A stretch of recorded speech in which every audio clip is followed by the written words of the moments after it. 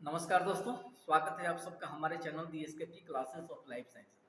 Dear friends, इस video में मैं आपको 5 टिप्स बताने जा रहा हूं जिससे आप किसी भी चैप्टर को बहुत कम समय में कंप्लीट कर पाएंगे। डियर फ्रेंड्स, यदि आप 5 टिप्स को सीरियसली फॉलो करते हैं तो मिनिमम इनपुट के साथ मैक्सिमम आउटपुट आपको जरूर मिलेगा।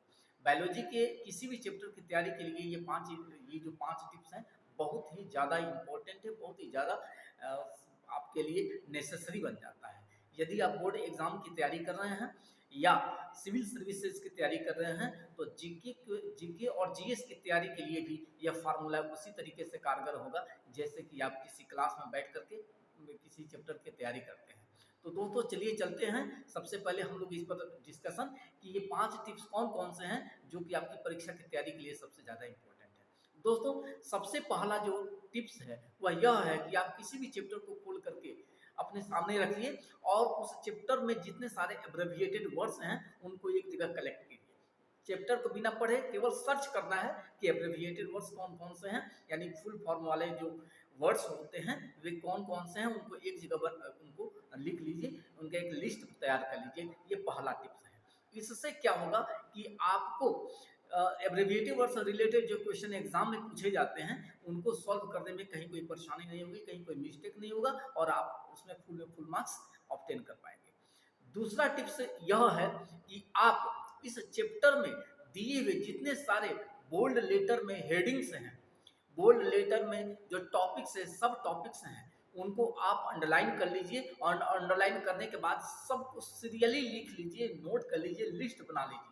इससे आपको क्या होगा कि इस चैप्टर का कंसेप्ट मैप तैयार करने में बहुत ही आसानी हो जाएगी। आप किसी भी चैप्टर का यदि कंसेप्ट मैप तैयार करते हैं तो वह चैप्टर आपका अपना हो जाता है, यह गारंटी है। इसलिए दोस्तों इस सेकेंड टिप्स को जरूर फॉलो कीजिए कि चैप्टर में दिए गए जितने सारे बोल्ड वर्ड में लिखे हुए टॉपिक्स हों, सब टॉपिक्स हों या कोई इंफॉर्मेशन हो, उनको आप जरूर एक जगह नोट कर लीजिए, लिस्ट बना करके लिख लीजिए। इससे कंसेप्ट मैप तैयार कर पाएंगे। दोस्तों तीसरा टिप्स यह है कि आप बायोलॉजी की तैयारी के लिए जिस चैप्टर को पढ़ रहे हैं उस चैप्टर में दिए हुए जितने सारे डायग्राम्स है उन डायग्राम्स का पेज वाइज एक लिस्ट तैयार कर लीजिए। कौन कौन से डायग्राम बनाने हैं, कौन कौन से डायग्राम नहीं बनाने हैं। जो सारे डायग्राम का एक लिस्ट जब तैयार करेंगे तो इस डायग्राम के लिस्ट को 2 कैटेगरी में बांट दीजिए। किस डायग्राम को बनाना है, किस डायग्राम को नहीं बनाना है। जिस डायग्राम को बनाना है उसकी लेबलिंग भी होगी और साथ ही साथ उस पर रिलेटेड डायग्राम बेस्ड क्वेश्चन भी होंगे। जिस डायग्राम को नहीं बनाना है उसको बनाने के लिए नहीं पूछा जाएगा, लेकिन उसकी लेबलिंग के लिए जरूर पूछा जाएगा। साथ ही साथ उस पर बेस्ड क्वेश्चंस भी होते हैं। तो दोस्तों आप इस तरीके से ये थर्ड टिप्स की तैयारी करें। अब रही बात कि यदि आप डायग्राम की तैयारी कर रहे हैं थर्ड टिप्स में, तो डायग्राम कैसे बनाएं। दोस्तों किसी भी डायग्राम को आप 3 बार किताब से देख देख करके बनाएं। किताब से, बुक से देख करके बुक को खोल लीजिए और बुक को देख करके, डायग्राम को देख करके उसको 3 बार बनाएं, 3 बार बनाएं और साथ ही साथ उसकी लेबलिंग भी करें। चौथी बार बिना देख करके बनाएं, चौथी बार बिना देख करके बनाएं, 4th टाइम्स बिना देख करके बनाएं।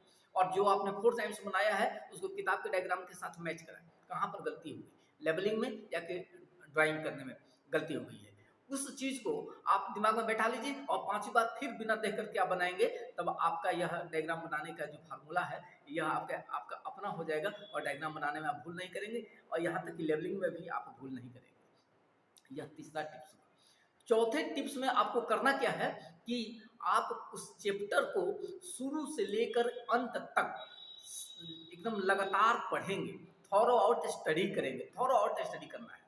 अपने साथ एक पेन रख लीजिए, पेंसिल रख लीजिए, मार्कर रख लीजिए, हाइलाइटर रख लीजिए या किसी भी तरीके से आप जिस चीज़ को, इंफॉर्मेशन को, फार्मूला को, इक्वेशन को या किसी इंपॉर्टेंट फैक्ट्स को अंडरलाइन करना चाहते हैं, आप मार्कर की सहायता से, हाइलाइटर की सहायता से, पेन या पेंसिल की सहायता से इंपॉर्टेंट फैक्ट्स को या इंफॉर्मेशंस को या फार्मूला को, इक्वेशन को अंडरलाइन कर लीजिए।